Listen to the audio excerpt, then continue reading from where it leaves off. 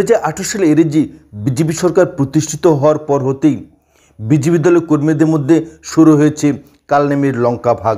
একদিকে চলছে ক্ষমতা দখলের লড়াই, অন্যদিকে চলছে হরির লুটের প্রতিযোগিতা।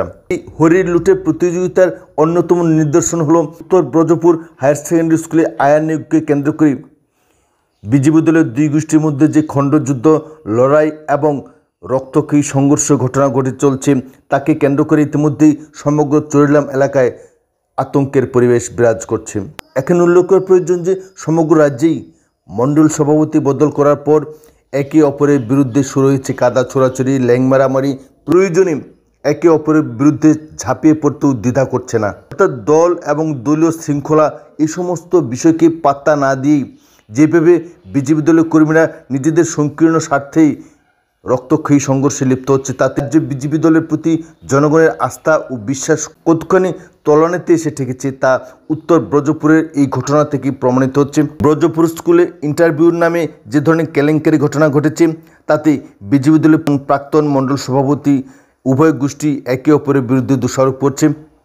আয়া নিয়োগকে কেন্দ্র করে নতুন মণ্ডল সভাপতি যেভাবে সমস্ত ক্ষমতা করায়ত্ত করে নিজের পছন্দ মতো প্রার্থীকেই আয়া হিসেবে নিযুক্তি দিয়েছেন এই বিদ্যালয়ে, তাকে কেন্দ্র করে ইতিমধ্যেই মণ্ডল সভাপতি প্রতিবাদে ঝাঁপিয়ে পড়েছেন, যার ফলে বিজেপি দলের দুই গোষ্ঠীর মধ্যে ব্যাপক সংঘর্ষের ঘটনা ঘটেছে।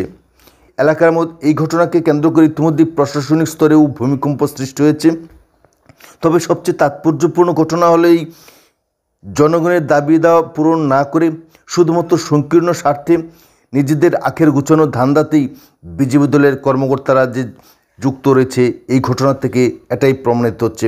এবং এই ঘটনা শুধুমাত্র চরিলাম বিধানসভা কেন্দ্রে নয়, সমগ্র রাজ্যেই পরিলক্ষিত হচ্ছে বলে রাজ্যের গণদেবতার অভিযোগ।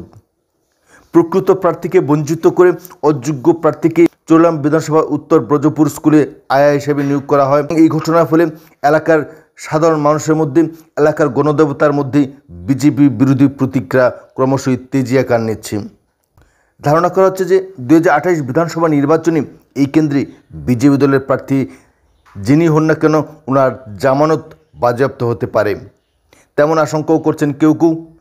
অর্থাৎ ক্ষমতা দখলের লড়াই, সংকীর্ণ স্বার্থের লড়াই এবং দলকে খাদের কিনারে নিয়ে যাওয়ার জন্য যে লড়াই চলছে বিজেপি দলের মধ্যে, এই প্রতিযোগিতা যদি অবিলম্বে রোধ করা না সম্ভব হয়, তবে দলের অস্তিত্ব থাকবে কিনা তা নিয়েও সন্দেহ সৃষ্টি হচ্ছে।